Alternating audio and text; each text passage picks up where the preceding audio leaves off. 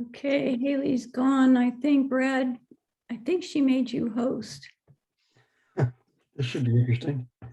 Let me see here. The three dots at the top. Well, I don't know how to tell.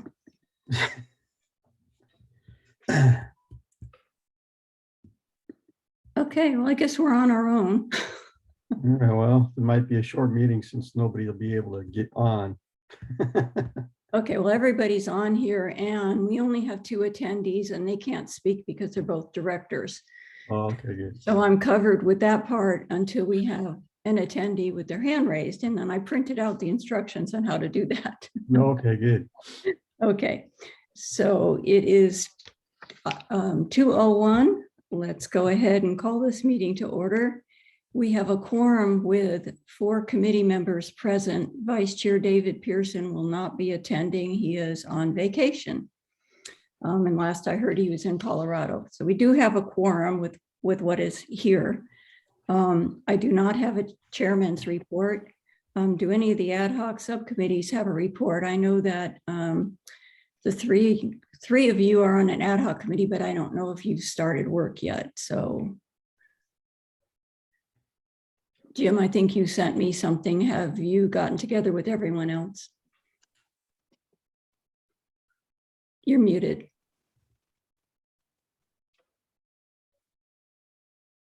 I was saying such wonderful things too. I haven't met with any of them and simply sent around a sort of boiled down version of what Ventura was looking at in terms of trying to reduce water in their discharge and the different sorts of technologies that they were looking at. And I thought it was right in keeping with the kind of thing that Ray was talking about in terms of limiting the amount of water that ultimately has to be disposed of. Okay, well, the 3 of you can work together at your own pace. You don't need me to tell you to do it. You're in charge of your ad hoc committee and how you want to work with it. So move forward whenever you're ready. Okay, committee member communications. Does any committee member have an announcement? Do you want to report briefly on any activities or ask any questions for clarification? Okay, seeing none. Now's the time we do public comment on items within the jurisdiction of the committee, but not on its agenda. And the only 2 attendees I see are directors. So, and they cannot participate. So I guess we don't have any public comment. So next on the agenda is consideration to approve the March 14th, 2022 regular meeting minutes. Does anybody have any questions or clarifications on the minutes as posted in the agenda packet? Seeing none, would anyone like to make a motion to approve the minutes as written? Yeah, I would like to move that we accept the minutes as written. Okay, motion made by Jim Webb. Anyone want to second the motion? Second. Michael Thomas seconded the motion. I need to do a roll call. Jim? Aye. Michael? Aye. Stephen? Aye. Brad? Aye. Okay, motion passed. Minutes are approved with all ayes. Regular business, item 3A is discussion and consideration of standardizing methods of prioritization of updating CIP lists and the definitions of priority criteria. And this is utility managers Ray D'Anzo's topic, and I believe he's going to phone in, but I don't see him yet. He had a family emergency. General Manager Weigel, do you have any contact with Ray? I do not. I was just about to text him. Okay. Shall we go ahead and postpone? Oh, there he is. Okay.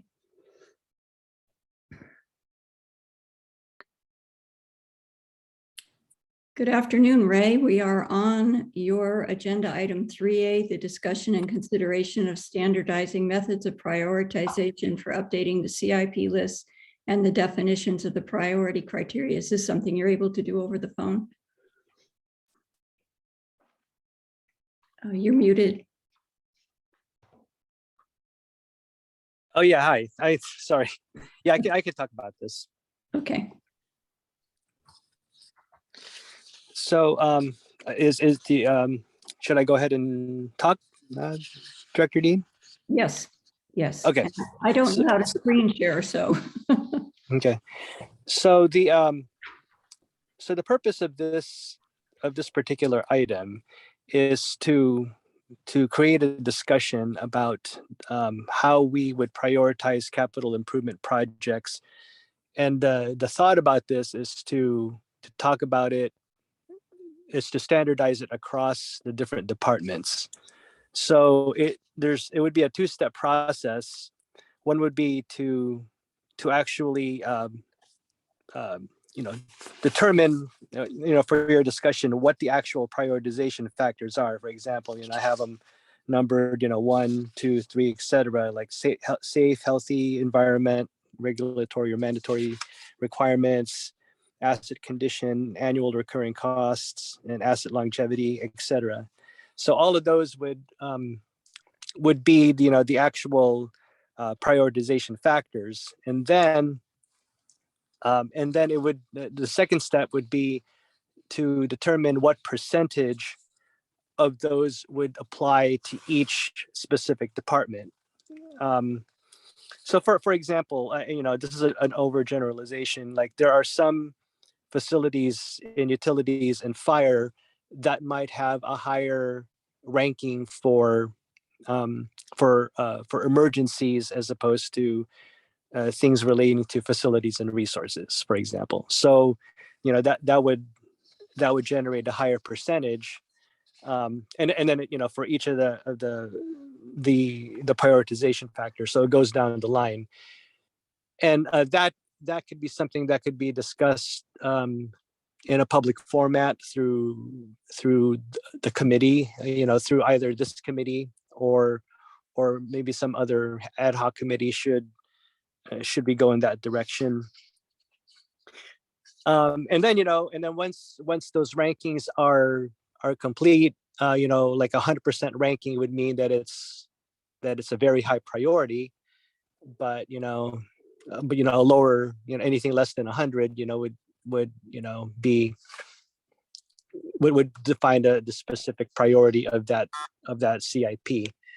So basically, the two things that this would accomplish, it would standardize prioritizations, CIP prioritizations across the departments, to make it consistent, and it would eliminate some of the old methods that we've been doing. Like we would have like priority 1, 2, 3, and everything would be a priority 1, or or it would be like priority 1A or something like that.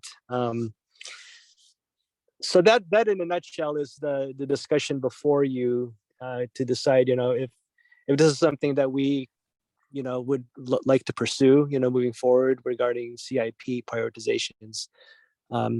Yeah, and I think that concludes my little presentation, but I'm available for any questions about it.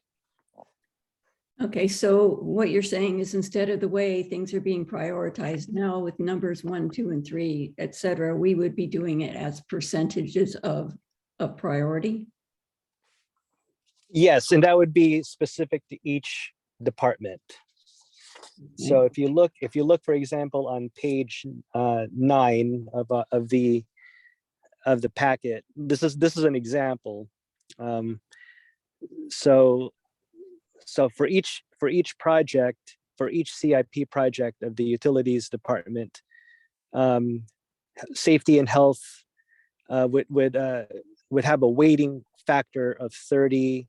Asset condition, annual recurring costs, and asset longevity would have 30. level of quality of service 20, sustainability and conservation 10, and project readiness 10. So those are the weighted factors of and we would go through that for each specific CIP. The utilities department would have those scoring weights. Fire department would have their own scoring weights, and they would go through it for their each individual CIP, and then FNR, etc. So, but all of these are up for discussion. Number one, do we all agree in the prioritization factor itself? And number two, do we also want to determine what the actual scoring weights would be for each of those particular factors? Okay. Okay, does anybody on the committee have any questions for Mr. D'Anzo on this? Michael?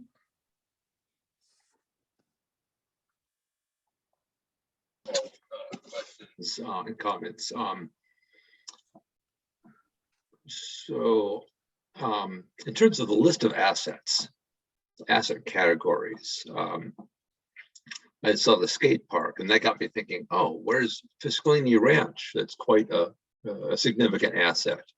And, the various CCSD owned lots. I was just wondering, why is there not a category of asset related to the real estate that CCSD owns? I would assume that's part of facilities and resources, but let's have Mr. D'Anzo respond to that. Yeah, so that's a good question. That's definitely something we could, if we decide to go with this method, first of all, we have to decide if this is the method we would choose, and yes, all of the different. This was just something I thought about. The vets hall, community restroom, skate park, public arts, record and cultural facilities, trails. Yeah, we could definitely add the other, what other categories are under each of these departments. I purposely left off, by the way, the vacant lots. That's what I think what you said, because I don't think that was part of our strategic plan. So I did think about that, but I left it off for that reason. Okay. Anybody else? Well, yeah, and I do have, go ahead and make the rounds, but I have several other questions and comments. Well, no one else has their hand raised at the moment, so go ahead. I'll roll ahead then. I like the idea of the different categories. I think it seems to me they cover the range of characteristics we would consider when we're trying to think of how we would prioritize a project higher or lower. So in terms of the 5 categories, I think that looks great. Now, how it's going to work operationally, a couple things. I mean, will we really assess each project relative to all 5 factors? And how will we do that? Because that's a load of work. And as written, it still remains totally subjective without some way to document the thinking, the rationale of whoever it is making that assessment. So I'd like to share some thoughts on that. And then there's another area I'd like to discuss, but it'd be Okay. to raise thoughts on that. So, okay, let me answer that one just real quick. So the way I envision this, the actual mechanics of this moving forward is that each department head would suggest a particular scoring for each of those factors. And then the idea is that it would go before a committee, whether it be the R&I committee or some ad hoc committee relating to both R&I and finance. That's probably what I would prefer, but that's up for discussion. And then it could be publicly vetted, and then each department head would would answer questions as to why a particular scoring weight was given to a particular project. That's how I envision the mechanics of this moving forward. If we were to go this route, the department heads would first make a recommendation for each of the CIPs that, under their department, and then it would go before a committee, and it would be, it would be discussed in a public format so that there would be agreement, publicly, what a particular CIP should get. So. Okay, yeah, I was kind of suggest that each of the department heads really needed to be working on this with us, or at least come up with their own list first for us to review. But Jim, you want to go ahead? Oh, thank you. Yeah, my question, I guess I'm a little confused. Why are we reprioritizing CIP lists or contemplating doing it? Is this a reflection of just having more needs financially than we have currently the money to deal with? I mean, is that why we're doing that? Is we're trying to reprioritize things to get down to the things that we can truly afford? Right. Yes, that's exactly why. I mean, and also, it is a desire of all of our departments to have a short-term and a long-term capital improvement project program. So this would lend itself to that kind of priority of, prioritization. Okay, we have the department heads of fire here and facilities and resources, along with our finance manager. Maybe they can give us a few comments on how they feel about how we should move forward with working on the priorities with their departments too. So do one of you want to speak? Ms. Duffield or Chief Hollingsworth or Carlos?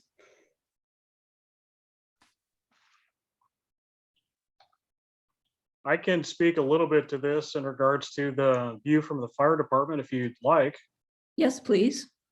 From a high-level administrative view, or 10,000-foot view of this entire process, the priority 1, 2, 3 concept is probably the easiest to understand at the level of me explaining things to my personnel or to people within the community. However, it doesn't, that simple rating system does not take into effect the factors that Ray is identifying in these project changes, which is more of a total or global view of how we should approach the project. So for people that are elected officials like yourselves, or people that are on this group, that want more justification and understanding why we're delving into something like this and actually rating something in a 1, 2, 3 status, that is going to be preferred for the purpose of making a more informed decision.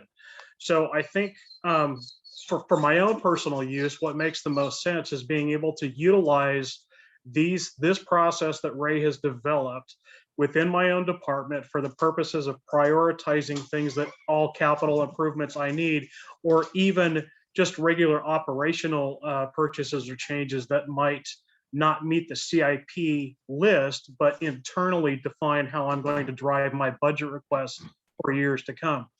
But what I actually present to the community is going to be a prioritized list of, these are the things we're going to be looking at this year, because they come out number 1 or 2 as opposed to number 3 or 4, without necessarily getting into the meat and potatoes of how I got to number 1 or 2 using this process. So to me, I think it absolutely has a place and will be beneficial for measuring what we're going to do. I don't know that I would personally want to get into this depth in the presentation to the community, but that doesn't really change how we're going to do it on the inside, if that makes sense. Okay. Michael, did you have a comment on that? Yeah, I wanted to, comment on that. If we look at the General Fund Ad Hoc Committee report, October 7, the page 11 of the package. To me, they kind of outlined what the priority 1, 2, and 3, how that system works. And basically, that was so simple as priority 1 is, darn it, we need to do it now. And if it's not a priority 1, you're saying, well, we can defer it a few years. That's a 2. And if it's, well, we can defer it 3 or more years, we'll call it a 3. That is the thinking that got, in my opinion, that is the kind of thinking that got CCSD into decades of deferred maintenance. Because if you think about the word deferred, it says can be deferred. Well, in reality, any of these projects can be deferred until whatever impending disaster we're trying to prevent occurs.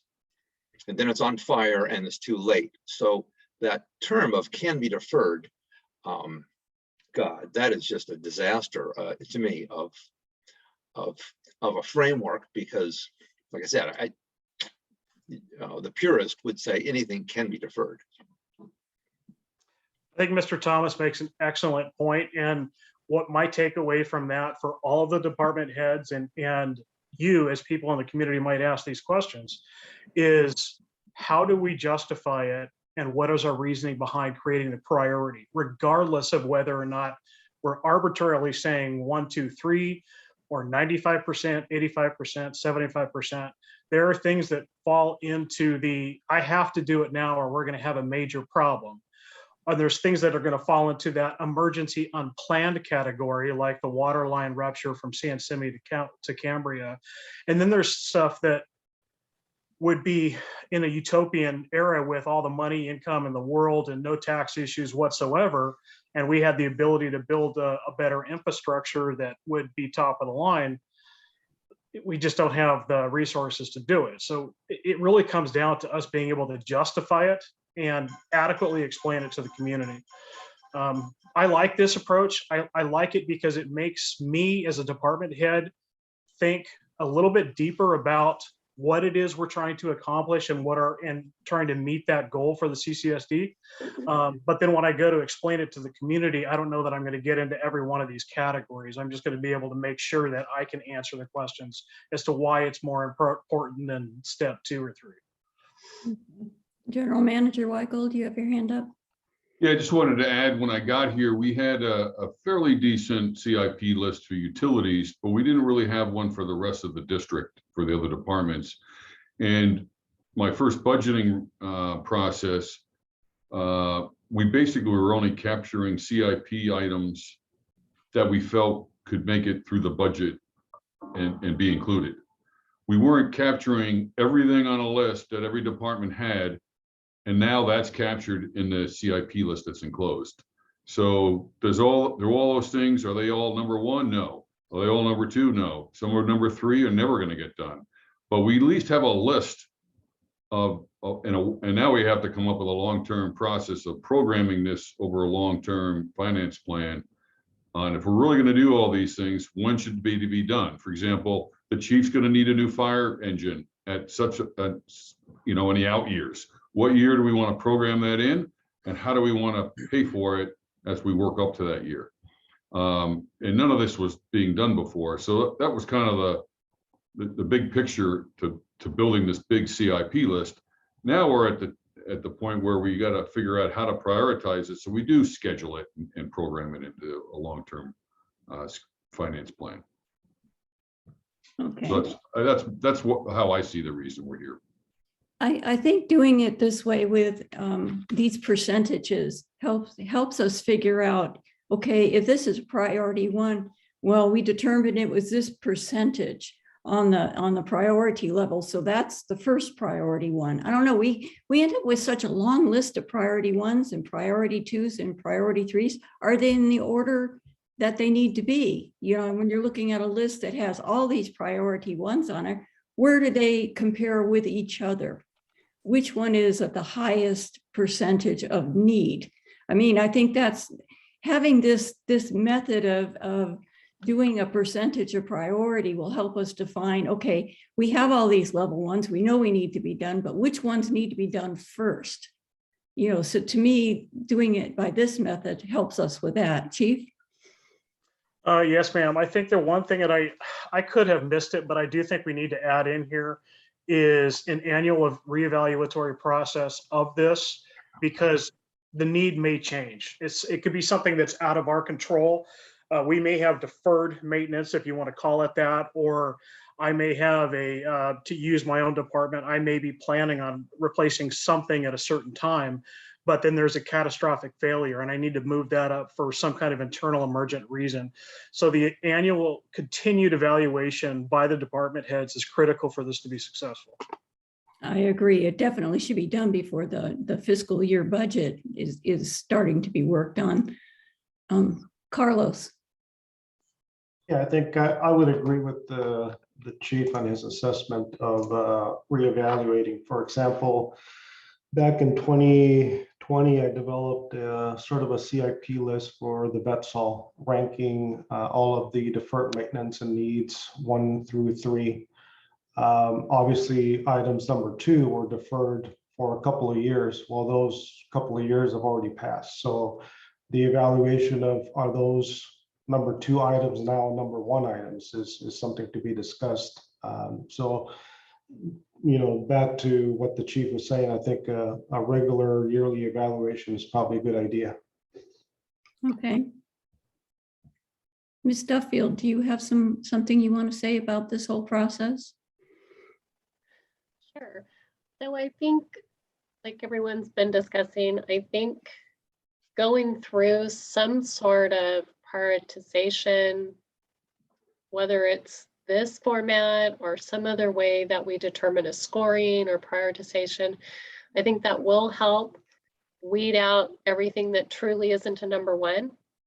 You know, because, you know, a lot of times the things on the list are very important, but are they really needed in that fiscal year? And that's, I think, what we have a hard time differentiating on, is what is true priority 1s that need to happen immediately and what could wait a year or more out. So I think coming up with some sort of a way, maybe this is way too complicated and has way too many pieces for our small CIP that we have. Maybe there's somewhere where we can meet in the middle where it's not so confusing to people on how these things get scored. Okay. Mr. D'Anzo? Oh, excuse me. Let me see if Ray has something to add first, if that's okay, Michael. Of course. No, I have nothing to add, and I agree with the chief and Carlos that this should be an annual basis if we were to decide to move forward with this, and I agree there are ways to make it simpler, I think, but at the same time, I think what we're finding is that not all priority 1s are equal, and some are higher priority within the priority 1s. So that so that's what I was hoping to avoid. And the other thought is standardizing it across the departments is also kind of been, you know, important. We could also we could keep it as is, where we have our own priorities within each different department. That's kind of what we've already been doing, but people have noticed that there's that could be problematic at times. So, but yeah, that's all I have to add for now. Okay, so Ms. Duffield, would it be easier for you with the budgeting process if all across the board everybody was using the same prioritization method? Definitely. Okay. Michael, you had something you wanted to say? Yes, and this is related to the section B, scoring weights. And the bottom line is I'm going to propose deleting that. And with a lot of depth of reasons. I had a lead role in my corporate life ages ago in the decision-making community of practice. And the decision-making experts were strongly advising against using these weighting criteria methods where you take, say, these 5 criteria and assign a percentage to each, and then coming out of that is some number. It's a dimensionless number, has no, people can't understand it. It's not feet, it's not degrees Fahrenheit, it's not, it means nothing other than a dimensionless number. And that adds a level of complexity. And one of the main reasons for, or I guess one of the more, I guess, disadvantageous aspects of having this weighted criteria method is that it suppresses the discussion of values and trade-offs. So if we were to have some scoring of these 5 areas, like for each project, like the level of quality of service is rated, the how it impacts the safety, health, and environment, how it impacts project readiness. These are real attributes that people can understand. So I would hope for each of the projects, if you're going to use those 5 criteria, for every project, there would be some scoring on each of those 5 dimensions, perhaps some discussion, but that would enable people to see which areas caused each of the projects to be of greater importance. Also, this idea that we think we're smart enough for a department to say, our department is going to put 30% on safety, our department is going to put 35%, and this department 20%. It's like, okay, that has often been a red flag to say, all right, something is a safety-ish risk or an environmental risk. And let's just make that a weighting factor that can be screened out relative to the other weighting factors. I think you'll get a lot of pushback, but also it screens out the real variables. So that's a bit of my soapbox, something I have a lot of passion and a lot of history with. And if we can avoid this falling into this trap, and I know if you search criteria, percentage, weighting factors online, you'll find hundreds of proponents, but it does. We always felt it led down to the road to decision malpractice, and so in a soapbox, but I'm pretty strongly opinionated on that issue. Okay. Do we have any more input from the staff members on this? No? No, not for me. Okay. Also, yeah, doing it as described, you're starting out with all using the same criteria, and then all 3 departments end up with a different system because they have different weighting. And what on earth is Pamela or the next wave going to deal with it? How on earth? Okay. Mr. D'Anzo, do you have anything to say on this? No, I understand Mr. Thomas's point. No, this is, what would be the functional equivalent of an alternative? That is my question, and I understand that this is all draft. Even the numbers that I put in there, that's even the numbers and even the prioritization factor descriptions that I put in there, those are all draft. I think they should be vetted by an ad hoc of some sort to really delve into the detail of this and find some kind of a functional equivalent. And then the other thing too is, do we even want to delve into this? That's the other point, because true, it's easier to just say priority 1, 2, and 3, and and leave it at that. And again, each individual department would see priority 1, 2, and 3 differently than others. So, but yeah, I understand it's a complex topic. That's why I think this should be discussed more.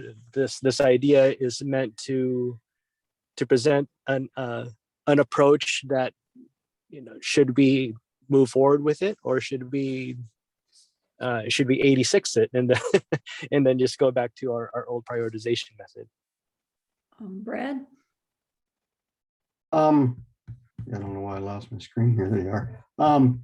The way I was looking at it was basically Michael's version of it and Ray's version of it is one, Michael's looking at it as an executional piece of information, whereas Ray, I think, and even John are looking at it as more of a planning piece of operation, because the executional part takes a lot more into account than just percentages or numbers of priority, because you have to have more of a level of understanding of what you're trying to do with it from an actual, implementation standard, if you're actually going to pull the trigger and buy it. So I think it's more of a planning. These are more planning things going forward than they are purchasing power items, if you know what I mean. Okay. Jim? You're muted. I just wanted to make a quick comment about kind of ground truthing the utility of pursuing this particular strategy. And that is that, to my mind, having the municipal water pipe carrying the community's water laying above ground down there at Washburn is a priority, because it's visible, it's accessible. I view it as a potential safety hazard for the community. So to me, looking at whatever prioritization you come up with and try to apply, if you take that one piece and look at it, I would think it should come out as one of the top priorities. And if it doesn't, I would be curious as to how that ranking occurred, because I would argue that it should be the number one. Okay. I was kind of looking at this as this weighted method was how internally each department was going to determine where on the list things go. What is, I know we only do 1, 2, 3, and 4, but we have a ton of 1s, we have a ton of 2s, we have a ton of 3s, we have a ton of 4s. We need to prioritize those 1s a little further. And I figured, in all of those levels a little bit further. And I figured by using this weighted percentage method would help us figure out where in the order these things should be. Because we know, while we might have 10 priority 1s, this particular thing really is a health and safety issue. And it really is a sustainable, lack of sustainability of it keeping going. And so that should be higher on the priority 1 list. I don't know, am I making any sense here? I'm just using this idea as a way to determine how up on the list a particular priority 1 should be, and where the things on this list should go to be budgeted for this year. Am I off base on what we're looking at here? Anyone? So to tack onto that, Director Dean. So to tack onto that, I think another way we could also use this method is it is a way to describe priority 1, 2, and 3. So for example, we can say a score of 80 and above would be considered priority 1, 60 to 82, or something like that. But now we have within those priority 1s, the new priority 1 method, there's different scorings in between. So it's already built in there something that we've already known in the past, that, not all priority ones are really the same. So, but anyway, yeah, that's, I wanted to make that point because I thought it was an important point before we move forward with it. So. Okay. So when you developed this prioritization factor chart, I know you did it for the utilities department, Ray, but did the fire department and the facilities and resources department help to determine the percentages in this weighting chart? No, they didn't. We weren't going to move forward with this idea until the committee even thought it was a good idea to move forward with it. So. Okay. Because the task at hand was, how do we prioritize our CIP projects? That was the kind of like the goal of the strategic plan, is how do we prioritize CIPs, short and long term, and then having some kind of standardization between departments was the other question, and that kind of made it difficult because each of us have different scoring priorities. So I thought this was a good approach to somehow standardize between the departments. Okay. Anyone else? Michael? As you were talking through it, it also caused me to think through the first four factors are reasons to do a project: the safety, asset condition, quality of service, sustainability. Project readiness is not a reason to do a project. So the first four criteria are the reasons why a project should be addressed. Now, the project maturity should be addressed separately.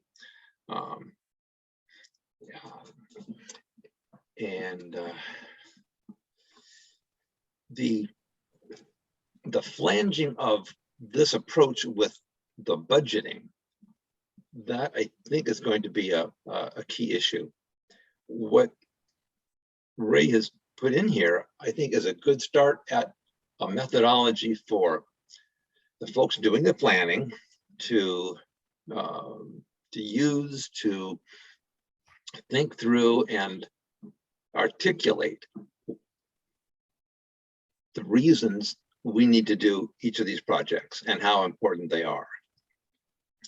Now, when it comes time to deciding which projects go into the budget, in essence, you start at the highest. I would think we would start at the highest priority set of projects and run down to the point where that's all the money you have for that budgeting period of time. Rather than force yourself into saying you can only call something priority one if you're going to put it in the current year budget. Then by definition, if you can't do it, fund it this year, you have to call it priority two. I think that's more artificial. So. Okay, well, I do know that, or at least I believe, if I'm correct, that each of the department heads does bring a list of projects that they need or they are hoping will be done in the next fiscal year budget, because as you see, it is on our agenda for today. Right. I think that's the way it's been done in the past. It kind of sounds like this method of prioritization needs to be discussed a little bit more, and how this weighting method ties in with the way that we've been doing it already, as far as numbering things 1, 2, 3, and 4. So do we want to form an ad hoc committee to look at this further? Do we want to bring it back at another meeting when, because I know Vice Chair Pearson will have a lot to say on this subject too, if people don't mind postponing a decision. How critical is this for us to come up with a decision today, Ray? Are you there? Yeah, I was reaching for a mute button. So no, I wasn't thinking we would come up with a decision today, but I was, well, first of all, does everyone think it's a good idea? And like I said, this is just an idea. And yeah, there is a little bit of radicalness to it. So I wasn't expecting that everyone would be bought in right away. But if everyone on the committee thinks it's an idea worth pursuing, then I think there should be a decision, whether it should be, whether an ad hoc should be formed in the future or something like that. So, but no decision today. I wasn't thinking any decision today was going to be what was reasonable. So. Okay. Anyone else?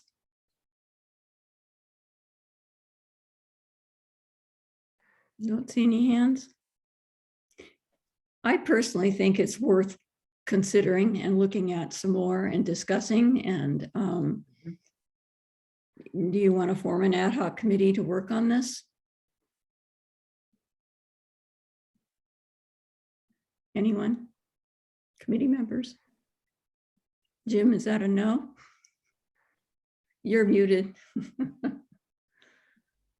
Well, it seems to me if this is, if Ray sees value in having a prioritization system that highlights these, these factors, that we owe it to Ray to work with them to develop something that can work. I'm all in if you need a volunteer to help. Okay, Brad? Yeah, I just wanted to say I think it's worthwhile. And maybe we should put it on the agenda for next month to form a committee. I don't know if we should do it without Pearson being here. Right. But yeah, I think it's definitely worth taking a second shot at it with a little more emphasis on getting a committee together and pushing it along. Okay, anybody else? Okay, I didn't take public comment on this agenda item. Well, there is now a member of the public. I see that, attending. but I don't see a hand up. So this is your chance to make public comment if you want to raise your hand. No, I don't think he's going to. Okay. Okay, so it sounds like everybody would like to put it on the next agenda when the vice chair is here and discuss forming an ad hoc committee. Does that work for everybody else? Okay. Okay, we can move on then to, well, before I move on, does anybody on the, our department heads have any more comment on this item? No? I just want to make one more comment. Sure. So I want the committee to also keep in mind that just because a project gets a priority 1, at the end of the day, we still have to fit that into the budget. Right. So that doesn't always mean everything on the priority 1 list always gets funded. Right. I think we have that. Okay, good. We have a limited amount of money to spread around with all these projects. I know it's difficult. Exactly. I know it's difficult. Okay, let's go ahead and move on to regular business item C, 3B, excuse me, discussion and consideration of forwarding the completed CIP ad hoc committee report to the board. And this was an ad hoc committee that was formed with the original the former strategic plan. And it was to work on coming up with priorities for both the general fund departments and the utilities departments. The ad hoc committee on the general fund did complete their report in October 7th. However, my ad hoc committee on utilities paused in the work while we were working out this method of prioritization. And then in the meantime, that objective got changed a little bit. So it became create a process for development of an annual capital improvement project list for the budget process. And this will lead to prioritization of short-term infrastructure requirements for future resourcing to present to the board of directors for consideration through the annual budget. So we're probably going to go ahead when the vice chair is back to reform ad hoc committees to do the change in our objective for that goal. But in the meantime, the General Fund Ad Hoc Committee did do their report, and we did review it at a previous R&I meeting, and I believe we all agreed on that report. However, we did not take a vote to forward it to the board, and in order for it to be forwarded to the board, since it was a discussion and consideration, we need to make the rounds and see again, was everybody in agreement with this report? Does anyone want to make a motion to go ahead and forward this report to the board since it is completed? Michael? Yeah, my recall is that this is the first pass at the description of the prioritization system that this ad hoc committee brought back to the R&I committee. And with that is kind of like a starter as of an idea. We thought, well, no, this is not the appropriate approach. Let's create something a little more robust. So we went off chasing the a prioritization system that is, Ray has come back to us with something as. Okay. So I would not be in favor of presenting this. I guess I would propose that we consider this a preliminary concept that is not the final prioritization system to submit to the board. That makes sense. Anybody else? Who else was on that committee? I can't remember. Besides you and Mr. Pearson, Brad? Do you have anything to say on this? No, I think looking back or thinking back on it, we were actually waiting for some other information to, I guess, dress it up to a certain extent. So I'm not sure that we ever got to that point. Okay, so basically we were waiting for this new prioritization method to do anything with. You see, that's the What it- discussion. That's the discussion I remember. Okay. Yeah, my recall is that you and Dave did an excellent job documenting if you were to try to describe the way it works now and has been working, kind of, sort of, this is a description of that. Okay. Okay, so we're not ready to make a motion to move this forward then. We're going to wait and see how things work out with the prioritization method suggestion that we just discussed. Is that correct? That's the way I look at it. Everybody in agreement?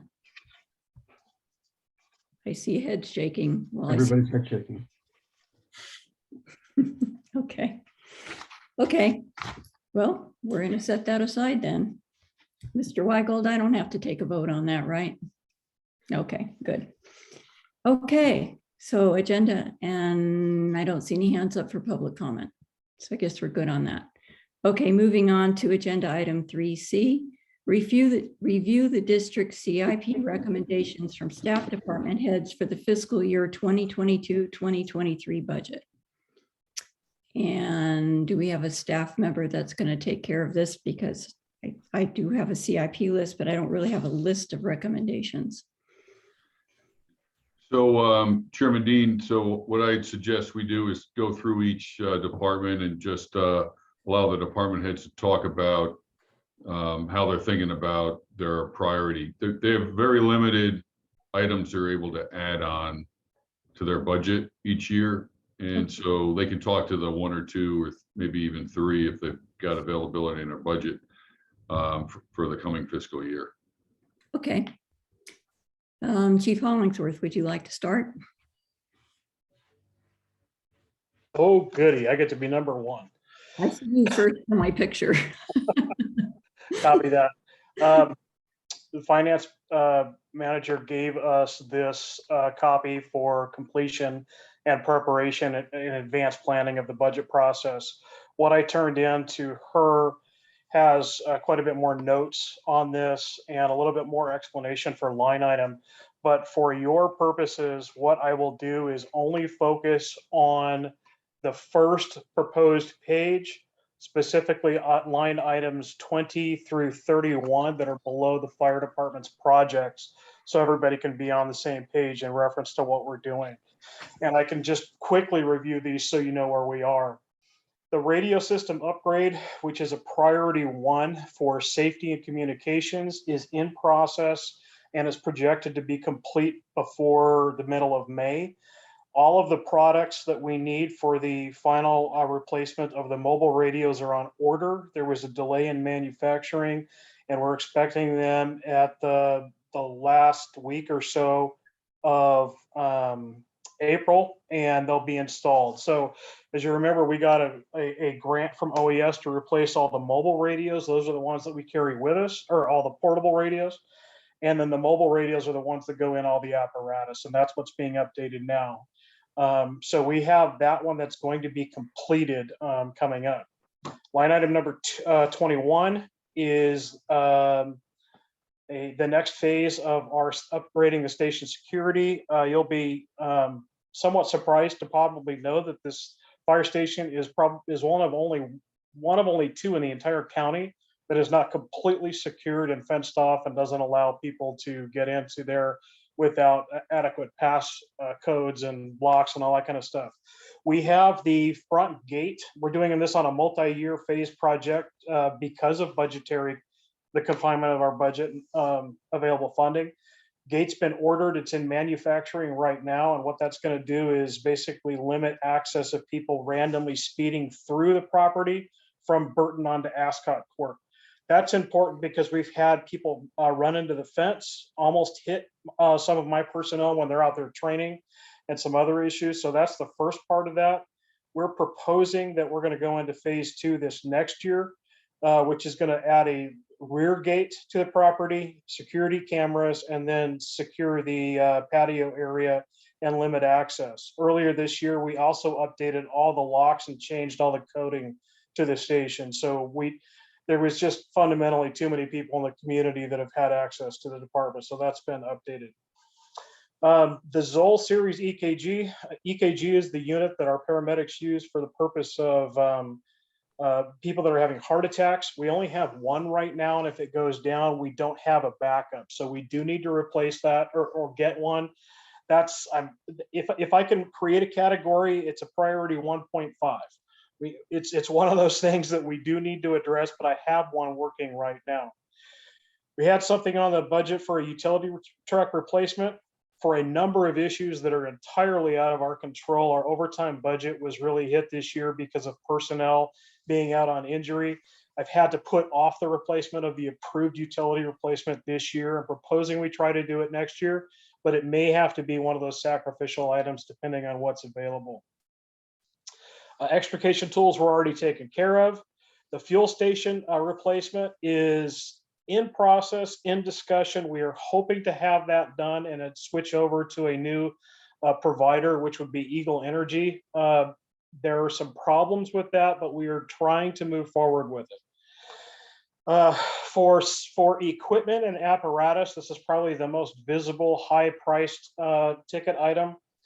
You could see that there is stuff listed for a type 1 and a type 3 replacement. A type 3 replacement is what we call a brush engine. That's a 4-wheel drive that's got a higher wheelbase and allows us to get a lot easier into areas right outside our community and then onto the ranch and areas. For instance, we had that vegetation fire on Cabell's Ranch about a month ago. And we had some significant problems getting our apparatus there and out because of the weight of it and how it's designed. I'm not proposing to add that to the fleet. We're going to be taking the water tender out of service. It has served its life and is no longer the significant value or can outweigh the need of what that type 3 is. We encumber the expense for all these apparatus replacements on a lease purchase option. The lease purchase for our current first out fire engine expires this year. And my proposal is just to keep that going, and we're wanting to purchase that Type 3. It falls directly in line with the NFPA apparatus replacement schedule. The engines are every 10 years.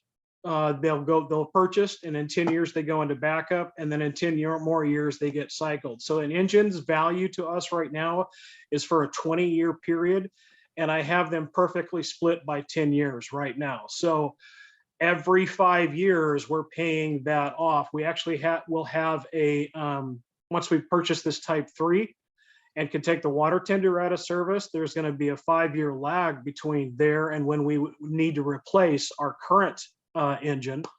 And we can use that time frame to either bankroll that money that we have been using for the lease purchase for the purpose of being able to pay cash for the next one, or we can utilize it to address some of these other high priority projects that are coming down the road in the future. That's an administrative and board level decision for support of the fire department, and will need to occur coming down the road.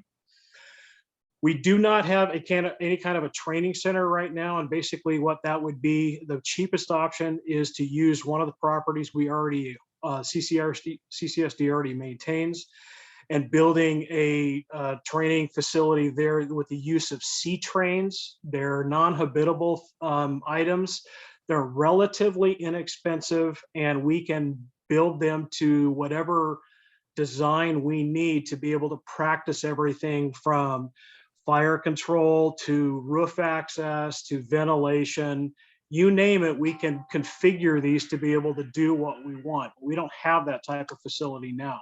It is a wish list. It's obviously a priority 3, as is the fire station expansion, which is something that we do need to do and consider down the road. Those are the priority, the main items on here. The other issues that I would be wanting to address do not fall under the CIP definition due to their price or what they are. So I'm available for any questions or clarifications you may need. So Chief, what's going to go on the 22-23 budget for you then for CIP items? I turned that into Pam. I actually don't have it open in front of me. I don't have a copy of it right now. I can tell you that the Type 3 fire engine that I just mentioned is definitely on there. The priority, the phase 2 security project, which is the rear gate security cameras and patio security, is on there. Replacing the utility truck that we're going to try to get another year out of right now, which I think we can do. That is going to be on there. It's not identified on this list, but we need to replace a bunch of the fire hose that we use. There is an inherent wear and tear and NFPA design on how long they're supposed to last. There's about $30,000 of hose we need to replace. We've tried to get that on grants, and those grants have been unsuccessful. And I believe I put the request for the Zoll EKG on there. Just off the top of my mind, I think those are the biggest things. The other things are priority 2s and are not included. Okay. Those all sound like they're necessary items. Ms. Duffield, those are things that, since he doesn't have the exact list in front of him, those are all things that will fit into the budget. Those are on page 13 of the agenda. In the notes column, it says Okay. what year it plans on being funded. Okay. But again, the priorities are listed as 2 and 3 for some of those items. So that might be something that we also need to amend. Okay. Okay. So I turned in an updated page of this with a bunch more notes on it to Pam last week. That obviously didn't get added to this, but that's why I tried to address it in comment. And the notes are in the agenda package.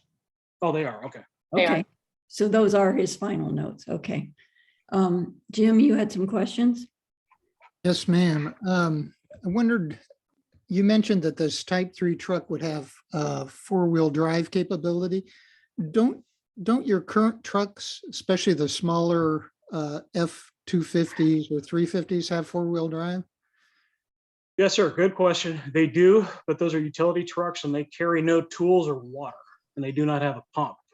And so one of the main driving forces is behind this is appropriate redundancy. So for example, we have what are called 2 Type 1 fire engines right now. They are sometimes jokingly referred to as pavement queens. They are designed to be used in a city for the purpose of residential, industrial, commercial fires. They have a large pump capacity. They have a large tank capacity, plus all of the accoutrement that goes with it. We have a first out and we have a second out. We do not have a brush rig that gains us access to the outlying areas of the community. There have been far too many times in the last year alone where I have had one rig over the hill in Paso getting worked on for legally required quarterly checks through the Department of Transportation and CHP, plus just regular stuff like oil changes and stuff like that, which means I'm down to my one fire engine.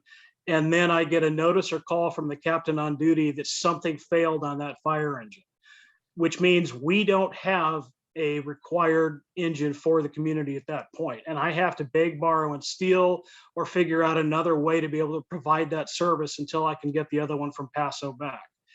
Buying the Type 3 not only gives us the ability to gain access to the outlying areas of the community, I can design that rig with the minimum fundamental requirements to be able to utilize it as a tertiary backup for regular residential and commercial fires. I can design it even with the 4-wheel drive and a higher wheelbase with the appropriate tank size and pump size. So in that scenario where I have a rig out and one down, I can now plug them in on that Type 3, and I have 3 apparatus that I can use for delivering service to the community. So it will absolutely provide dual service for us and enhance our service level to Cambria. Great. Could I ask you one more question? And that is, I remember a while back, a member of the Joslin Center downtown, and they were in the process of getting a defibrillator installed in their main meeting room as a backup for emergency situations. Is that kind of resource not available to you folks? Yes, but at a much higher capacity. So your community level defibrillators, or AEDs, is a smart device that allows anybody with zero knowledge to be able to plug it on and use it for somebody. All of my staff, or vast majority of my staff, are paramedic level trained, which means they have to have a Zoll EKG monitor, which is on the list here, which is entirely manual and allows us to do very specific things far and above what that AED will do. We can cardiovert, which means deliver electricity in a specific way to convert people out of deadly rhythms while they're still alive. We can defibrillate like the AED does, but on a very specific electrical setting. We can also measure capnography, which is the measurement of utilized oxygen within the human body. So if we're forced to intubate somebody and provide an artificial airway, it guarantees the tube placement and knows we're doing everything correctly. It can sync all those functions together, records everything, and then also through telemetry uploads it to the hospital before we ever get the patient there. So it is, I can buy an AED for that public use for probably $2,000 or less. These EKGs, what you would use in the emergency room is what we carry in the field, are about $40,000 a piece because of their capabilities. Okay. Thank you. Yes, sir.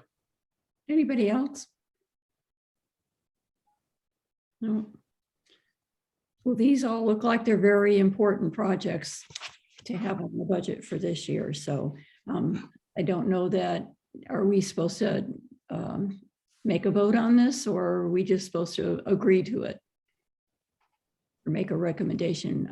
Ms. Duffield, what is it you need from the committee? Just consensus that this is. The whole list together? Oops. I lost my Zoom feed. Hold on. Oh, well, I don't, can you still hear me? Yes. I lost my screen, so I can't see anything. Do you just need do you just need consensus for us that we agree that these projects are necessary and need to be put on the budget, or is That's that? correct. So the process that we followed the last couple of years has been to review all the CIP projects with R&I. And then when we go forward and package the budget at the end of May, we're going to be reviewing that budget package along with the CIP list with the Finance Committee. And we just like to be able to write in that staff report that we have talked over the list with R&I, and they're in support of moving forward with the projects. Likewise with the budget when we package everything for the board. Okay, so do we need to take a vote on this? Let's see, how is it memorialized on the agenda? It just says to review it. One real quick item. I don't Just see, says I had put in the request for the hose, which I had talked about replacement, and I don't see it on the list. So I'm not sure how that didn't translate, but that would be a high priority project based on current need, just so we know that should be included. I think the That- house is non-capital. It's not in capital? I don't believe the house is capital. I think we've had that in past years and it's not a capital purchase. Even though the expense is expected to be around $30,000, is that because the line items themselves are less? Right. Okay, understood. So does that fall under maintenance and repairs? Correct. Okay, so it could still be in the budget? It'll be If it's- something for consideration in the budget, correct? Okay. Okay. So are we all in agreement on these projects for the fire department? Yes, Michael, Sure. Brad, I'm sure. I think that the past years, though, we've had a list to look at. well, we do, I was mistaken when I first looked at the agenda packet because I didn't realize that those notes in the far right corner were exactly what we needed to determine that they were going to be on this year's budget. So Okay. I hadn't paid. Page 13 has the notes. Yes, Yeah, I got it. pages 13 to 15 have the notes on the side on the budget request. So, Okay. okay. Thank you, Chief. We're all in agreement with the things that you're asking for. So that can move forward to Ms. Duffield. Thank you, everyone. Thank you. Okay, Carlos. Good afternoon, everybody. I'll do the same as the chief. I'll just briefly talk through some of the items there on facilities and resources. I believe it's page 13 of the agenda packet. Line items 9, 10, and 11, I think, are better addressed by Ray D'Enzo, as he's the project manager for those projects. Those are the electric vehicle charging station, the skate park improvements, and also the restroom on Fiscalini Ranch. He's working on those. So if his time comes up, if you have any questions on those, he's probably a better person to address those. As far as line item number 12, the Betts Hall sewer line is priority number 1. That has been an issue now for as long as I've been here in the district. The issue with the sewer line at the Betts Hall is a number of years back, we started to get some sewer backups and sewer spills that actually ended up having the sewer folks come out and actually clean up some of the sewer spill, both from the restroom and from the kitchen down at the Legion. So since that time, we've done a few things to address that. We've installed some cleanouts so that we can do some maintenance on that sewer line. We've installed some grease traps for the American Legion so that we can keep the grease out of that sewer line. But we also did a video surveillance or a video monitoring of the interior of that pipe to see what the issue was. That was a few years back. And what came back from that is that there is some dips on the sewer line itself, whether it's due to the ground maybe not holding properly, or whether there's cracks. But as that sewer line has dips, stuff collects in those dips, and then stuff starts backing up from there. And in particular, it happens when we have large events, quinceañeras, weddings at the top of the Wetzel, and then we also have a Thursday dinner at the Legion and it's full capacity, and that sewer line starts to back up quite fast. Again, we've tried to address those issues by just doing regular maintenance of CCSD staff, jetting the line and clearing it out at least once a month.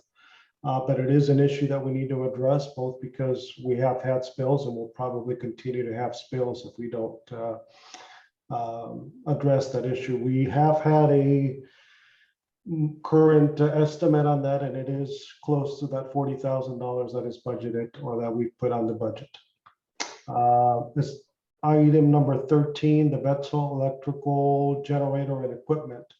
So the Wetzel is designated as one of the areas for the community to go to in case there's an emergency. It's one of the largest buildings in town. Years back, there was some work done to it to prepare it for that. So we have a transfer switch at the Wetzel to transfer the power out of PG&E and into a generator in case the power goes out. We have tested that system last year, and the system is fully functional. The only thing that we're missing is a generator, and obviously that's a high priority, as that is a main area of town if we have an emergency for people to evacuate and to shelter in place. The Wetzel water line, which is line item number 14. So again, this is just undersized utilities for the Wetzel. So coming out of the main water line that feeds the entire Wetzel, there's a manifold that splits and feeds the American Legion, it feeds the kitchen, and it feeds the restrooms at the Wetzel. That water line is undersized for the restrooms. And in particular, when you have a large event, again, a quinceañera, Pine Dorado, Follies event where intermission hits and everybody goes to the restroom and it's full packed. Everybody flushes the toilets, washes their hands. That water line can't support all of those items being used at once. And so you get sort of a blockage of water in the restrooms, and there's just a trickle of water coming out of the toilets and urinals and all that because of the undersized line there. Again, that's one of those items that was put as a line item 2, but that has been a priority 2, I'm sorry.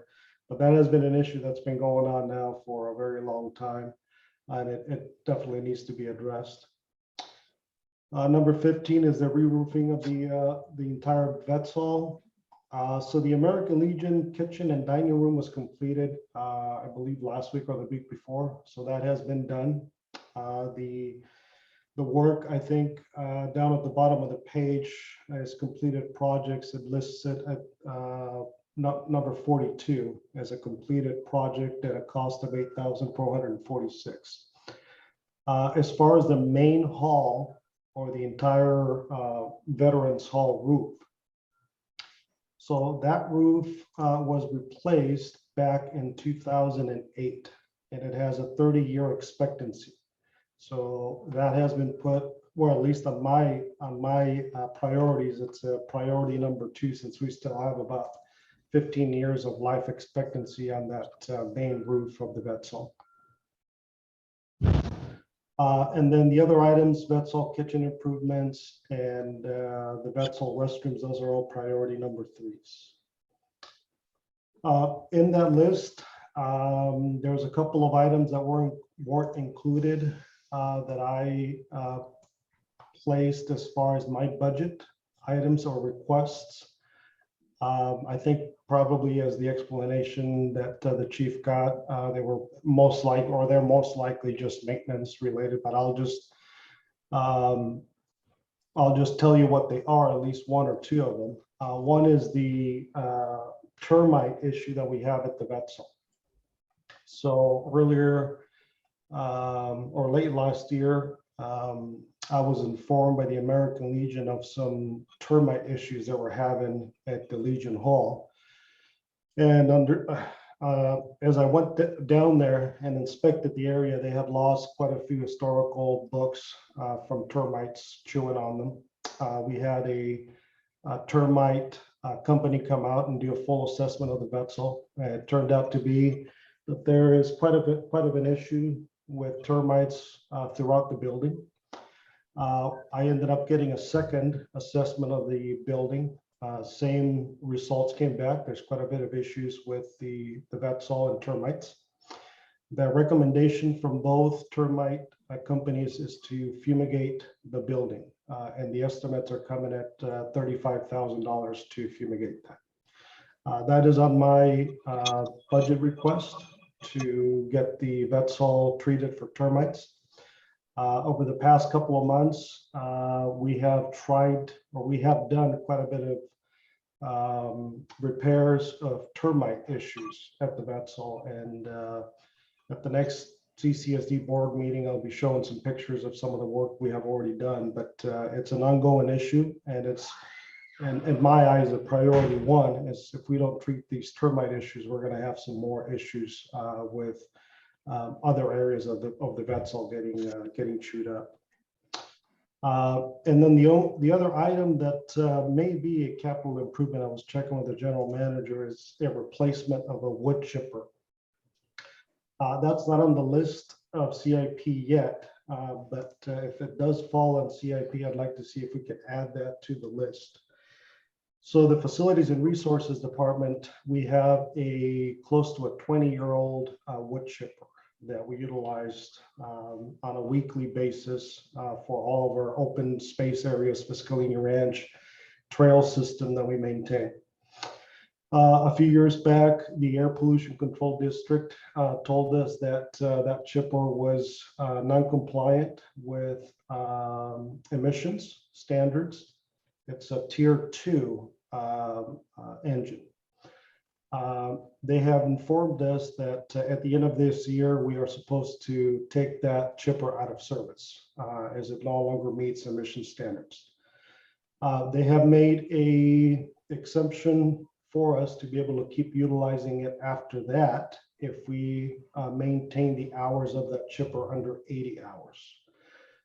What that means is we can utilize it past this year, but some of the work that we do, we'll have to hire out to be able to keep that chipper under the 80 hours. So the estimate I've received to replace the chipper of that size and what we use is about $70,000. And I think that's all of the list that I have, and I'm happy to answer any questions. How much of these did you put in for the budget request? All of these items on the list, or just specific items, or? So as far as my request, I always put a lot. There are obviously, as you know, there's very few available funds, but at least I want to be sure that the public and the board knows of those needs. What I put on my request is an additional worker, but that's not obviously a CIP list. I put the treatment of the vetsol for termites. I placed replacing the siding at the American Legion and barbecue area. That's both from termite and just age. The sewer line replacement and the emergency generator as well, along with the capital replacement of the wood chipper. Okay. I didn't see the siding on your list. Yeah, yeah, it's not on the CIP list here because I think what it is just a maintenance Okay, related item. okay. Does anybody have any questions for Mr. Mendoza?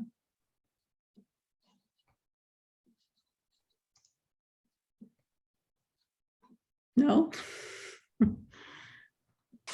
Okay. Are you all in agreement with the things that he has said he has put on his budget request? Yes. Just Okay. Stephen?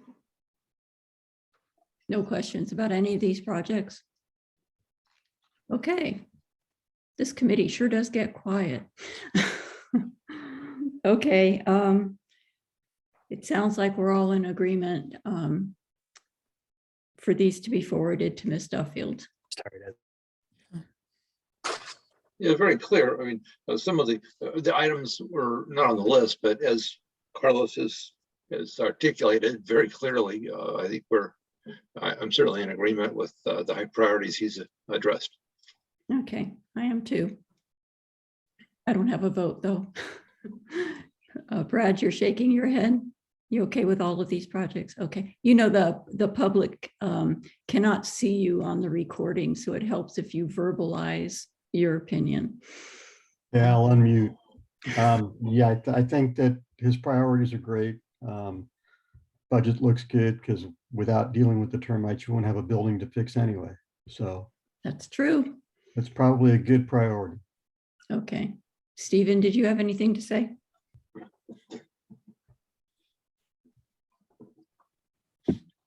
Well, the only thing that I would have to say is, when we're talking about this prioritizing everything, it seems like the fire department and the group that's just talked have a good system that works for them. It's like the sewer department, the wastewater is the one that has the issues with having to cut everything down to, 1.1, 1.2 as far as priorities. So I don't know that we need to even interfere with their priority system. No, well, what we're talking about is the items that they're put into this upcoming fiscal year budget. Well, yes, but I was talking about how they prioritize these things and they end up on their list. It seems that what they're doing is working. Okay. Yeah, it's good point, Steve. The utilities department and the fire department have kind of two hands worth of, if you list them, then you look at wastewater and water, and right, you need 10 pair of hands. Okay. Okay. Well, I think we're in agreement on moving these projects that he is requesting on the budget forward to Ms. Duffield. Okay. Yes, Ms. Duffield. So just to add to the projects Carlos was listing, the termite eradication at the Vets Hall is not a capital improvement. That would be a maintenance item, even though it could be a large dollar amount. So when you see the budget published, you will not see that on the capital list. Okay. It'll just be a maintenance effort. Okay. And when he's asked for an additional employee, will we see that on the budget? It depends if it gets funded or not. Okay. You would see it in the budget at the very end of the budget, because I usually provide a list of all the requests and what was funded and not funded. Okay. So if that position does not get funded, then you would see the status of that on the list, because you don't get the detail of how many people are budgeted in there. You just get the salary amounts. Okay. So when you present the budget, you'll show us what has been requested and what is actually being funded. Correct. Okay. Got it. Example of so this year in this year's budget, the trade-off we made, Carlos asked for an extra person the full year. We made a concession to give him a seasonal person for about 4 months. And we'll make the same kind of judgment on, do we want to hire another person? Do we want to kill termites at the Vets Hall? Those are the decisions that it comes down to. Or do we make some kind of trade-off? Well, at some point, if you don't kill the termites, you're not going to have a Vets Hall. Correct. So, So we may do Vets Hall anti-termite and no CIP items for this year. And those we're going to look at that and balance everything out. okay. Okay. Mr. D'Enzo, are you still with us? Yes, I'm here. Before I move forward with my list of project for water wastewater, does anyone have any questions on lines 9, 10, 11 on on Carlos's list that I'm involved with. Oh, yes, I guess we need to address those because he referred them to you. So this is the electric vehicle charging station, the skate park improvement, and the restroom facilities at the Fiscalini Ranch. Does anybody have any questions about those projects? Yeah. Well, I can give a quick update too. Yeah, So why not go ahead and do that? Because I yeah. don't see any hands. Okay, so the electric vehicle charging station for the East Village parking lot, that's still pending. It requires county board action for us to actually move forward with that project. So there's a good chance that could move forward in 22, 23. And as far as the skate park improvements, before your board, a contract for permitting and design services for Monty's Ponte Soto's firm. We're going to be moving forward with that. The contract is $35,000. So at the very least, that's going to be spent on for 22, 23. There's a possibility that some of, if any kind of construction moves forward this year, some of that money might also be spent, but that's hard to tell at this point. And as far as the restroom facilities there on Fiscalini Ranch Reserve, that project is under building and planning's review for the county. They have I think when I remember seeing the schedule in the beginning of May is when they're scheduled to complete their review, and if they have any comments for us, any revisions, then they would let me know. But May, the first week of May was the goal for when that review was going to be completed. So if that does happen, and if there are no design changes or contingencies requested, and it's within the budget of the project, we would be using that $371,000 to actually build the restroom this fiscal year 22-23. So And part of that's that, the update for that. Yeah. part of that is from the grant, correct? Yes, part of it is from the grant. Yes. Okay, and on the electric vehicle charging stations, I know we got a grant, but did that grant that we got for the one at the Vets Hall, did any part of that go towards the one in the East Village parking lot? No, so that No, grant, all of that went towards the one in the Vets Hall. okay. Yes. Okay, does anybody have any questions about those three items? Seeing none, okay, go ahead, Ray. Okay, so so page 14 are the wastewater projects. Some of you here are well familiar with this list. We put it in order of ECMs. And as you can see from line 1 to line 15, line 16, that's where those are all the suite of projects that we call the sewer-based fund projects. Pending the results of the rate increase, there's a possibility we could do all and most of those projects on these lists, even the ones for the lift stations. They're in line 18. And depending on even the kind of bids that we're going to get, there's a good possibility we could even get more projects done on that list. So when I mean that list, it's the list from line 4 all the way to line 20 there on page 14. The other projects there are somewhat lower priority, but it's still something that we would need to get done or program at least into the future.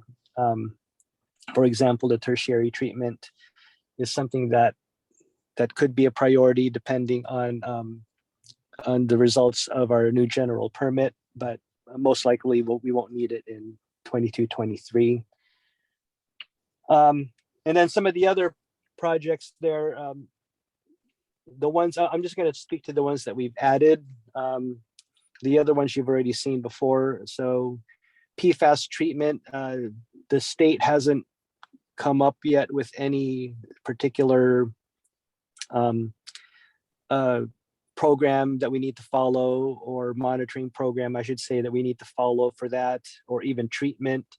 But we put a budget line item there on line 20, on line 26, just in case that does happen in fiscal year 22-23.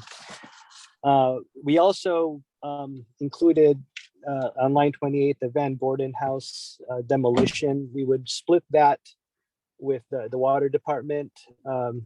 Right now, we put a budget line item there at 50,000. That's the priority in that can I believe that it is a liability to the district. That's why we should at least do something with that project. And then also line 30, we added a new polymer skid for our sludge press. That's to the tune of $85,000. This is one of those large pieces of equipment on our wastewater treatment plant that it's the only sludge. It's the only one we have. So meaning that there's not a parallel skid sludge press. So if that goes down, it's going to be a problem for us. So we put it in this year's budget to consider it at least. So if something were to happen to the existing polymer skid sludge press, then we would at least have a program to replace it. We also added a cargo box for storage. We added that on for this line item, line number 32. This is something that we believe is needed for us because there's a lot of equipment that right now it's kind of sitting in the elements, and just a very simple cargo box, like a container box of some sort. That's definitely something that we're hoping to add to that, to be able to store that all that equipment. Down to the collection system projects, something we added for this year was line item 4748. That's the lift station B1, but we hope to convert that to gravity flow. That was one of those projects that was identified originally to replace the whole lift station and generator and put it at a higher elevation. But we decided that it could work. A gravity flow could work, and and then depending on, again, we might be able to do this project if we were to get the rate increase.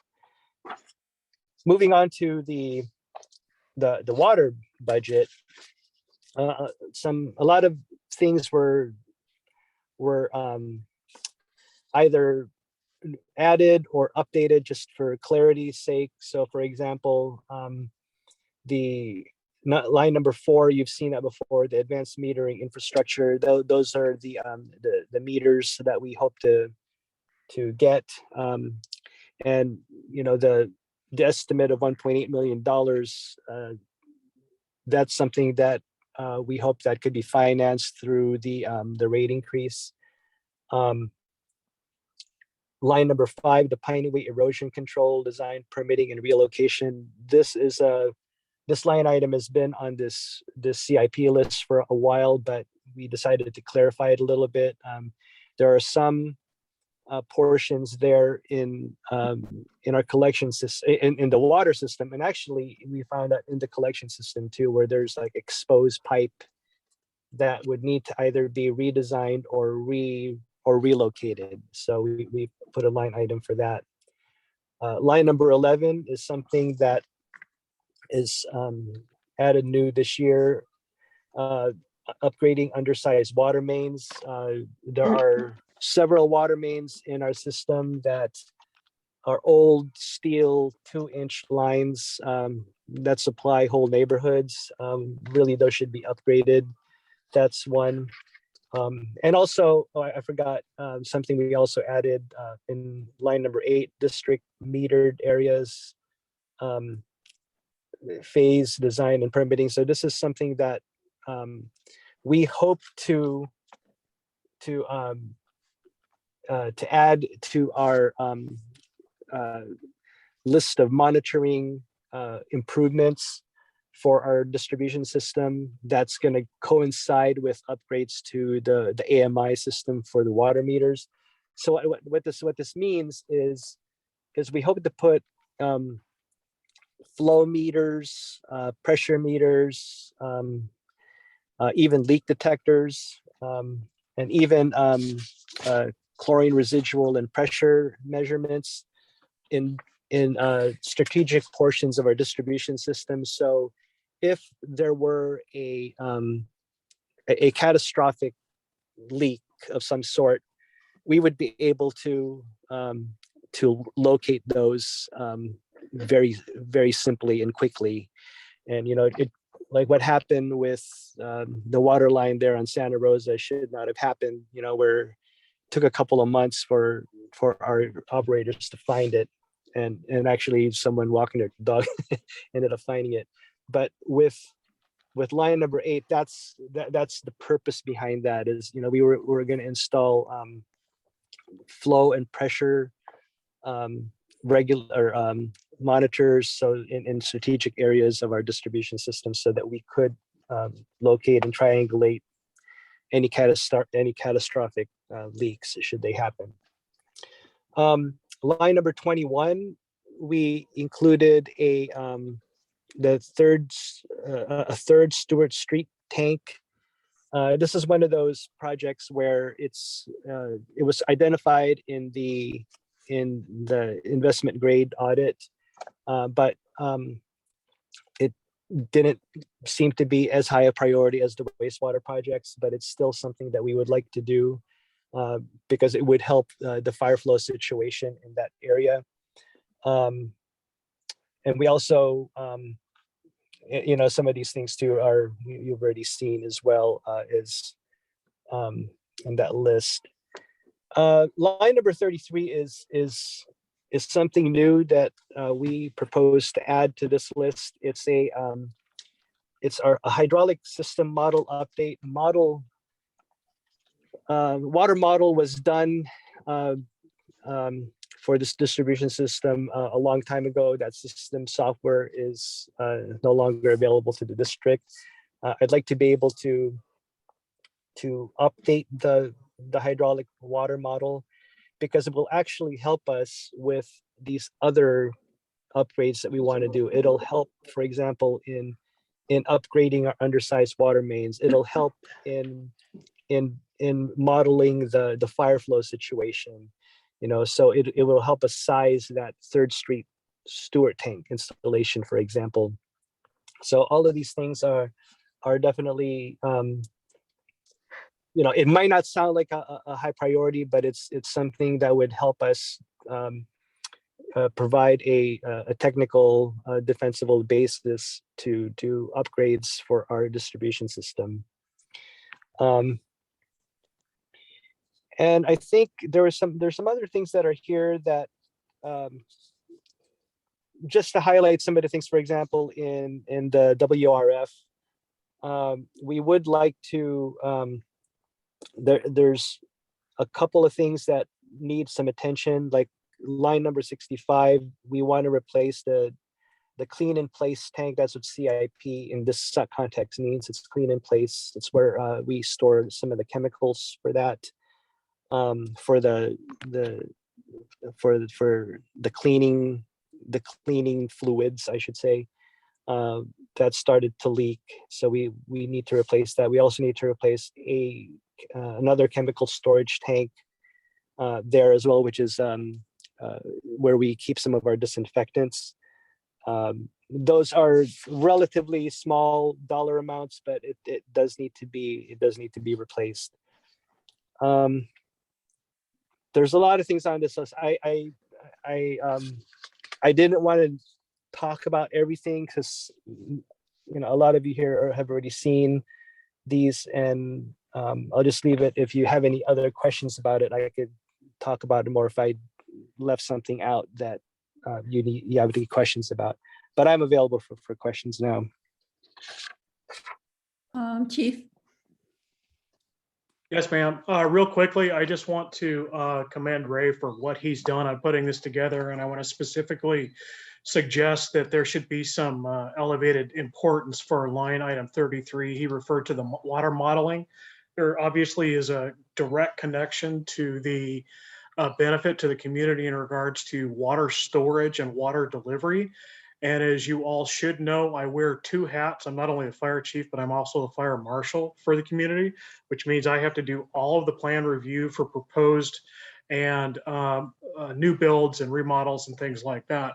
We are required by law to include water delivery information on all of those reviews. And because part of that will dictate the expense or the installation of sprinklers to a certain extent on remodels. All new buildings have to have, but there are trigger points for that. And the data we use to create those decisions is somewhat old and antiquated. And we work really closely with Jim on the water department. He gives us everything we need in regards to pressure testing and stuff like that.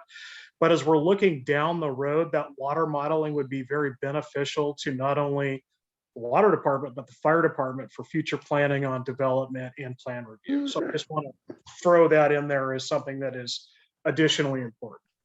Okay. Okay, anybody else? Okay, looking at the Stewart Street tank and Lemur booster pump replacement, you've got the two of those things together. And I know that the more water storage we have, the better off we are, especially when it comes to fire. But is the Lemur booster pump, how is that related to the Stewart Street tank? Because you got Okay. Yeah, good question. So both of those tank sites. So when I talk about the tank replacement, I'm just talking about the storage part. The actual distribution part, there are some replacements that are needed for the actual pumps themselves. So each of these stations, the Stewart Street tank has a booster pump that pumps the water from the tank to the various parts of the distribution system within that zone. So yeah, that's what I mean by that. So it is separate. We separate those out because we could upgrade one without the other, but they do kind of go together. So does the Lemur booster pump help fill the Stewart Street tank? I'm trying to it pumps out. So yeah. Okay. Okay. Trying to figure out the relationship between that booster pump and that tank. Okay. Jim, you have your hand up? Yes, I wondered if I understood this CIP correctly.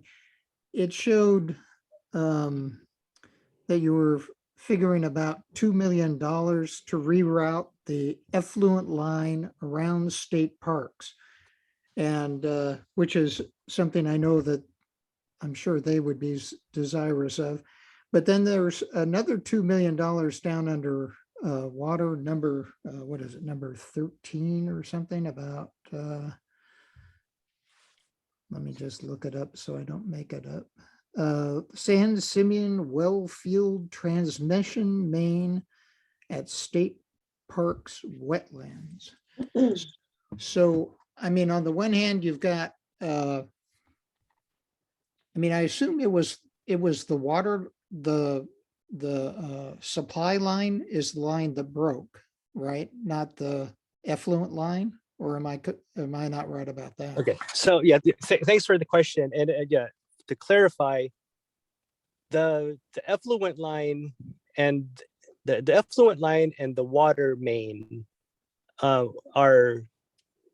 they were essentially like right along. They followed the same track, and they're about they're 10 feet away from each other, because they're spaced 10 feet apart from each other, but the same water line that broke on the, in that wetland, the effluent line is 10 feet away from it. That's why when the line first broke, when the emergency first broke, we were concerned that it could have been the effluent line. Right. So so it is an issue because they're both made of very similar materials, and I don't even want to go. I don't even want to go there if that would break. But yeah, but it would be. There could be some things that, like for example, we would have one environmental document that could cover both water and sewer, but in this case, we're estimating that it would also cost $2 million to replace that line or to reroute it. It's that might be a high number, but yeah, but both of those need to be rerouted, as we've already seen with the water main. I'm not seeing where the $2 million is for the effluent line. What line item number is that? So that one is on 61. line.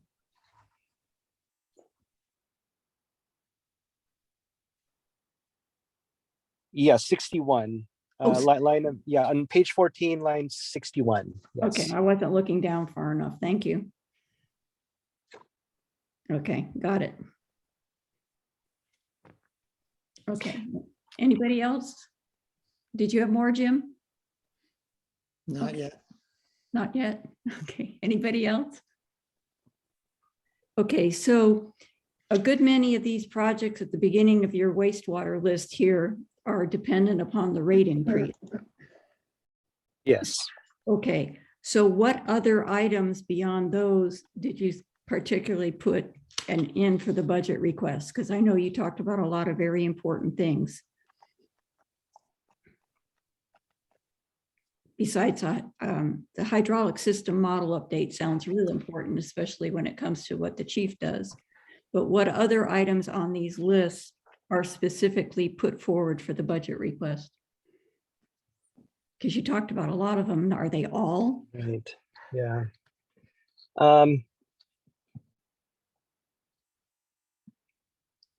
At this point, I'm not exactly sure what I would cut.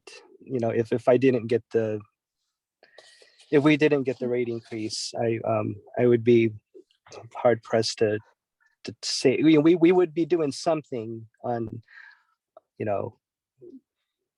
at least doing some kind of design, with, like, for example, we probably won't be able to do the hydraulic system model if we we might be able to do it, but I don't know. It would be, it's hard to tell.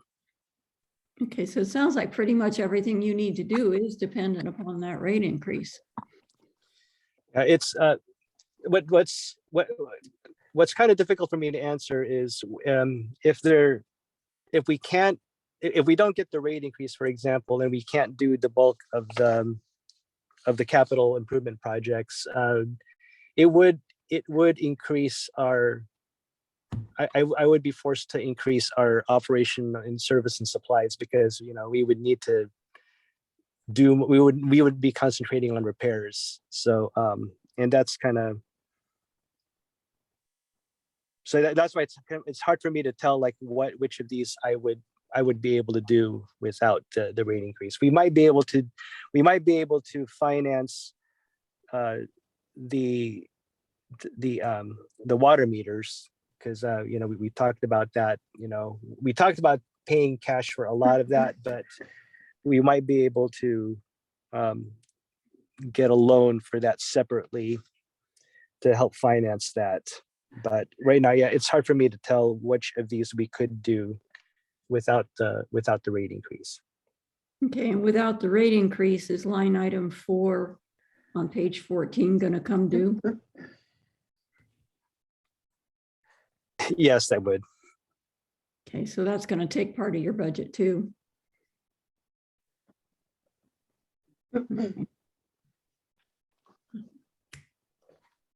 Well, your department is tricky, isn't it? Okay, does anybody have a, you've got some very important projects on here, and I know that we need to do everything that's part of the IGA and that's been listed for the rate increase, and so how do we move forward with approving for Pam what needs to go on the budget if everything is pretty much dependent on the rate increase? Ms. So Duffield? I cannot assume that the rate increase is going to be approved. Sorry, my phone is ringing and I can't do not disturb it. There we go. I can't make the assumption that the rate increase will happen. We'll have to come back after we know the outcome of that and amend the budget. We Okay. have to go on the principle of here's the revenue that we have today, because I just can't wait until the end of May to start putting the budget together. Right. Okay, so in the meantime, do you have projects that he's put forward not depending upon the rate increase? Well, I haven't done that analysis yet. I don't know what the outcome is because I haven't put the budget together yet. This is the very first step in that process. I have not started that process at all yet. Okay, Michael, you started to put your hand up. Thanks. Yeah, and just in the spirit of the agenda item, which is review of staff department CIP lists, I would suggest that we have received Ray's report. We are essentially aligned with the items he has on the report regarding what goes in the capital budget. That's not our purview.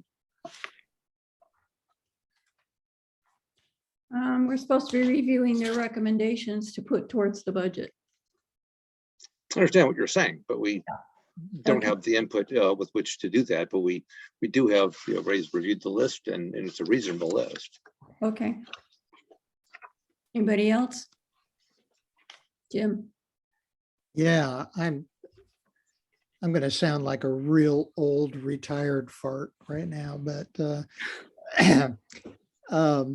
I don't know if you saw the tire marks on Highway 1 out there, but yesterday some people were doing donuts in the middle of the highway and stuff and acting like idiots. Anyway, one of them I saw because I happened to be going for a walk, and I saw when the tow truck came, and you follow the tire tracks, they go right over the side of the highway. And I happened to be there when they pulled that truck. It was a small pickup truck from down at the bottom, down by the beach, and it was trash. It'll never run again. And I was just thinking in terms of our exposed water line on the other side of the highway, that if a car goes off that side of the highway toward Washburn and runs into our water pipe, we could have a serious situation on our hands. And that made me think that perhaps the priority to rerouting the water line was higher than the priority to rerouting the effluent line, because the effluent line didn't break and remains functional where it is. The water line broke and had to be repaired or replaced. So to my mind, it's a greater priority to move that water line back underground so we no longer face the potential hazard of something hitting that line. That's consistent with Ray's report. He has the water line rerouting as a priority 1 ranking. The effluent line, he has not entered a ranking for that one. Good. So it sounds like you're, yeah, I couldn't agree more. Okay, anybody else? Okay, thank you for your report, Ray. It sounds like you have quite a bit of work that needs to be done should we have the money. So, okay. I think we can move on. So all we have left is future agenda items. Unless oh, wait a minute, I didn't take public comment on this item. Does our one member of the public attending wish to make a comment? I don't see his hand. Okay. Anyone else have a comment on this agenda item, or can we move forward? I don't see any hands. Okay, future agenda items. So we talked about bringing back this consideration of the prioritization suggestions that Mr. D'Enzo brought forward to us. Is there anything else that anyone wants to bring forward on the agenda? I don't see any hands. So would anyone like to make a motion to adjourn? I will so move. Anybody want to second that motion? I'll second it. Okay. I don't know that I particularly need to take a roll call for that, but I will. Michael, Aye. Jim, Aye. Brad, Aye. Stephen. Aye. Okay, it is 4 o'clock and we are adjourning. Thank you. I think we need Haley's help in knowing what to do to stop the recording, to make sure that we don't accidentally erase the recording. All you should have to do is hit stop and it should be fine. Okay, Brad, I think I've you're got to the, find the stop button.